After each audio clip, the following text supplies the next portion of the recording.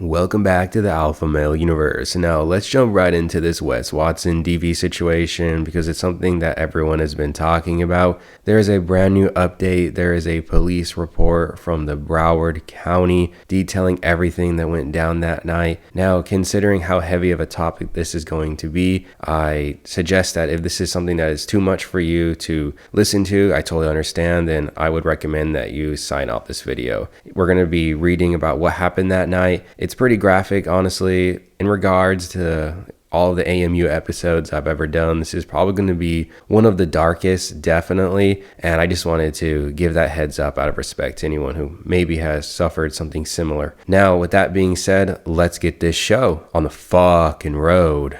All right, so the first page of this report is just general administrative information. You'll note that his height says 6 feet. There's been a lot of discussion about why that is indicated as such, and a lot of people have been talking about how perhaps Wes Watson voluntarily told them his height and his weight, 230 pounds. Now, that's not really of importance for now. It may actually come up as something that is significant considering how the state may frame what happened that night. And let's talk about some things that I thought were interesting. On his arm, it says prison bars and devil picture. Yikes. And when we look at the charges, a lot of people are aware of the charges that happened that night, but just a little bit of a rehash. The robbery by sudden snatching without a firearm, felony battery, aggravated assault, tampering, and false imprisonment of a person. Now, I do want to highlight the imprisonment aspect. It's actually a lot more sinister than I think people may understand. It was a lot more extensive than maybe a situation of someone just blocking a door. No, Megan was actually held against her will for more than 24 hours. So definitely way worse than some people are thinking about. And so let's proceed to the second page. All right, so we have the second page. Well, it says page 1 of 6, but that's not really of any importance right here. So we have his charges. Of course, I've talked about that earlier in the video, but I wanted to note this. Per a sworn recorded tape statement from the victim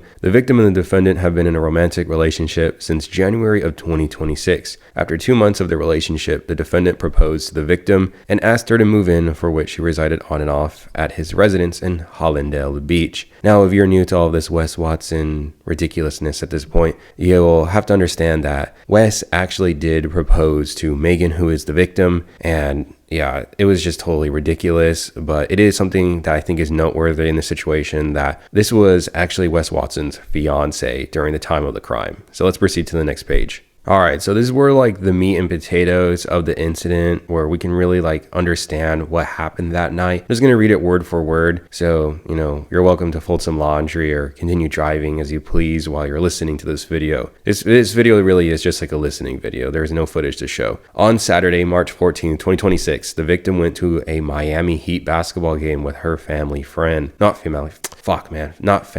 Female friend, my apologies. After the game, the defendant picked her up from her friend's house and they went to his residence. At this point, it was approximately 0600 hours on Sunday, March 15, 2026. While they were at his residence, the victim stated the defendant received a text message of a screenshot of her and her friend while at the Heat game. The defendant confronted her about her whereabouts as she had not yet disclosed she had gone to the game with her friend. The defendant began yelling at the victim, explaining he paid for her, quote, boob job, that she was disrespectful for having, quote, boobs out, and that, quote, those are my boobs, also accusing her of cheating on him. The victim further elaborated this was when the defendant, quote, freaked out and against her will forcefully grabbed her by the neck and told her, quote, you stupid little bitch, that's where you were. The victim could not remember if the defendant held her with 1 or 2 hands, but this caused bruising to her neck area, right and left. The defendant began to rattle and shake her by her grabbing both of her arms forcefully. He continued to push, grab her by her hair, and slam her on the floor. The defendant then dragged the victim by her hair on the floor and later pinned her up against the kitchen table. He pushed and grabbed, quote, manhandling the victim's face, causing a scratch to the victim's right cheek. The victim stated the defendant forcefully pinned her back against the table, causing her back to bend and hurt. The defendant began yelling at the victim, quote, I'm gonna kill you. I'm gonna kill your whole family. He continued to push the victim back down on the floor. With force, picked her back up and forcefully against her will sat the victim down in a chair. So this is very violent and I feel incredibly bad for Megan. No one deserves this type of treatment. And I can't believe Wes ever had the nerve to say that he was a real man. This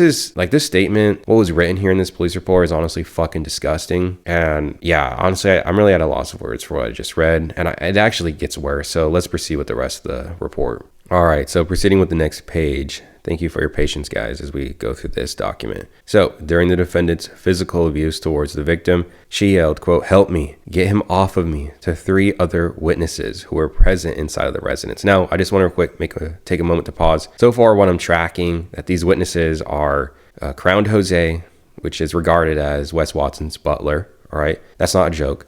Then some type of armed security. Now, there's been some back and forth about who was the security that was there, but hopefully you can help clarify in the comment sections, because I'm a little bit hazy about that and I don't want to misspeak on anything. But for sure, Crowned Jose was there. Now let's continue. The victim elaborated, "Nobody did anything to help her or get the defendant to stop." It should be noted, the victim is approximately 5'1" and weighs approximately 125 pounds, while the defendant, Wes Watson, is 6'1" and weighs approximately 245 pounds. Now, I want to just make a note, how I talked about earlier in the video, that maybe this information that was volunteered by Wes Watson's actually now being framed as something that's really bad, right? I mean, 6'1", 245 pounds, that's a massive person, honestly. And, that's extremely dangerous. And so how it's definitely being framed is making Wes Watson look, I suppose you could say worse. Like, I'm not trying to create the idea that what Wes Watson did wasn't bad or didn't meet a threshold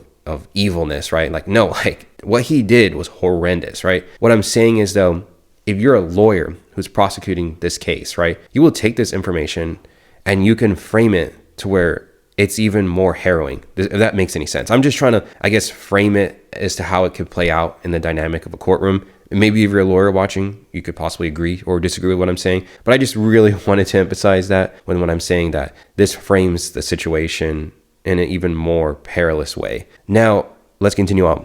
It was at this point, the victim elaborated, the defendant then grabbed her with his right hand by her hair and then slammed her head down into the kitchen table. This caused the victim to sustain a cut to her forehead, which began bleeding profusely. The victim advised she was in a state of shock, which she believed she had momentarily, quote, blacked out and lost consciousness. The victim explained her memory was fuzzy afterwards. The victim advised it was then the defendant stopped beating on her and snatched her cell phone out of her hands. While holding a plate, the defendant threatened to break the plate on top of her head, told her he would grab a bottle and slash it across her face / break it on her head, and told her he would kick her face in.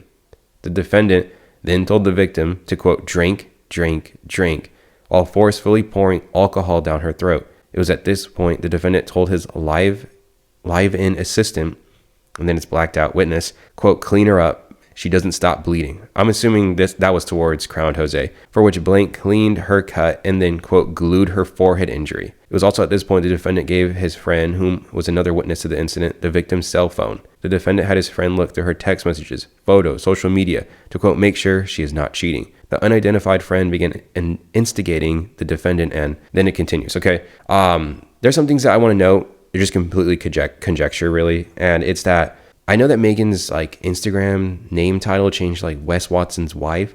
I don't know if this took place during this crime, but I think that is very interesting. Maybe Wes Watson was trying to portray the image that everything was okay and everything was good. So that's something, definitely an interesting dynamic, very sinister if that is the case. But yeah, this is extremely graphic, and there's really nothing that can sugarcoat it. This is horrible, man. Wes Watson is a despicable human being. I've been saying that he was a horrible person for a very long time. There's another video I'm going to make where I guess these other alfalfa males have covered or trying to cover their backs, and they're trying to do a lot of things that maybe frame themselves as better people now that someone who they associated, did business with, is now in this limelight, because this is just absolutely unacceptable. And if there's anything else I want to note, let me think for a second. I believe what I wanted to note was that, okay, right here. Okay, sorry guys. I'm actually reading this as you're listening to it. I wanted to read this in real time so you get my raw reaction to everything. It's my first time ever reading this. I wanted to say this, that it was noted that the victim elaborated, nobody did anything to help her or get the defendant to stop. Now, that is definitely morally awful. I feel like you definitely have a duty to step in, especially to the extent of how bad Megan was being beat by Wes Watson. And now, maybe you're a lawyer. I don't know. I don't know the law specifically in Florida, but is there a good Samaritan law, where if you don't intervene, then you're going to get in trouble? I know in several different countries, that is definitely something. If you don't step up and do something and you emphasize, what is called a good Samaritan principle, then you can also be held liable and get in trouble. I'm curious if that's a situation in Florida, and I guess that's another thing to talk about. The other thing that also, what jumps to my mind is that you could argue that they are accomplices in this crime, and I think there's definitely an argument for that. I mean, I would probably honestly side with that argument, but I was just curious if there is like a good Samaritan clause that would apply to this situation. But let's proceed with the rest of the document. All right, so reading his physical actions towards the victim. The third witness was the defendant's security guard, identified as blank, told the victim to take accountability for her actions of wearing a shirt which exposed her breasts. That's just fucking unbelievable. I mean, in what world does it make sense to tell Megan that she needs to take responsibility and that she deserves this for, I guess, exposing herself at a basketball game? Like, I don't understand like how these guys' minds work, like how that is even something that comes out of someone's mouth, considering that he just witnessed everything. But it's just, these people are fucking deplorable, okay? So let's continue on. The defendant did not allow the victim to utilize her cell phone or to call anyone. The victim was forced by the defendant to tell her cousin she got the scratch on her cheek from, quote, derma peeling, which I think may be some type of beauty routine. Okay, so let's continue on further. The defendant told her if police were to have arrived at the residence, she needed to tell the police she slipped on the rug at the residence. Throughout the altercation, the victim stated the defendant held her, quote, hostage and would not let her leave. The victim tried to leave the residence, but the defendant feared she would contact police, and due to being on parole, he could not allow it. The defendant continued to verbally abuse and yell at her. The victim eventually fell asleep, and upon awaking the next day, she wanted to leave the defendant's residence, but he would not let her leave. This is what I was talking about also earlier in the video, that this situation where he was holding her against her will was not maybe for, 10 minutes, 20 minutes, 30 minutes. It was for over 24 hours, which in the eyes of the law is going to bear probably even more severe consequences for him. Now, sorry for interrupting, but let's continue. The defendant continued to tell the victim she could not leave because her, quote, face was messed up, and, quote, you have to stay here for more days until your face heals up. The defendant told her if she went home, her parents would call the police on him, and, quote, I can't go to jail. The defendant further stated, quote, if I go to jail, something bad is going to happen to you, all your friends and your family. The defendant further implied he would have, quote, girls jump the victim in order to ruin her reputation. The defendant further told his security guard, quote, make sure she doesn't run, and had him stand by the door in an effort to keep the victim from leaving the residence. The victim stated she did not have her cell phone during the date of the incident, and continued. So, yeah, just painting a further picture about how evil and monstrous Wes Watson's actions are, and also the people involved. Upon reaching this point of the report, I believe that all these witnesses should be held criminally liable. I know for sure what they did was wrong, and I would argue that they were definitely accomplices in this situation. So, you know what? Let's continue. All right, so following up from the previous page, she elaborated the defendant had Blank monitor her incoming text messages. Blank would give her the phone briefly and told her she needed to tell people she was okay and to text them back. At this point, honestly, like, these people need to be locked up. Crowned Jose, that security guard, and whoever else was here, these people are for sure criminal accomplices, and the state of Florida definitely needs to follow up with arresting these people. With that being said, let me continue on saying, other times the defendant would act as if he was her and send text messages on her behalf, pretending to be her, quote, saying, I'm okay, I'm going to sleep. She advised she stealthily took possession of her cell phone as it was on the table while the defendant was getting dressed. The defendant threatened her by telling her, quote, if you want to keep your family safe, don't call police. While the victim was seated in a chair, he lifted the chair with such force he dropped the victim on the floor. The incident, physical abuse, lasted approximately 40 minutes, but led into the following day. During this time, the victim was scared and afraid of the defendant. She believed he was capable of killing her and then himself, as he said such to her. The victim stated the defendant does have firearms in the residence, but was unsure how many. Considering also that Wes Watson is a convicted felon, that's another, crime you could add on to this, because he should not be in any possession of firearms. Now, the report then details how many injuries Megan suffered. I'll just read a couple of them. A cut on the forehead, a red scratch on the right cheek, bruises on either side of the neck, bruises on the right knee, bruises on the right shin, inner right knee, inner left knee. I understand that you probably get the picture. And then let's finish off with the last page. All right, so the final page is a continuation of the injury sustained by Wes Watson towards Megan. And then it says, further, it is clear the defendant struck the victim against her will, causing several injuries and causing the victim to lose consciousness due to forcibly striking the victim's face against a table, imprisoned the victim by both threat and violence, and confined her at his residence without letting the victim leave, threatened to hurt the victim while holding a plate, and after already committing battery against her, depriving the victim of her cell phone after snatching from her hands and preventing the victim from communicating with law enforcement. He also made those threats against her family and her life. I'm not sure if that should also be added.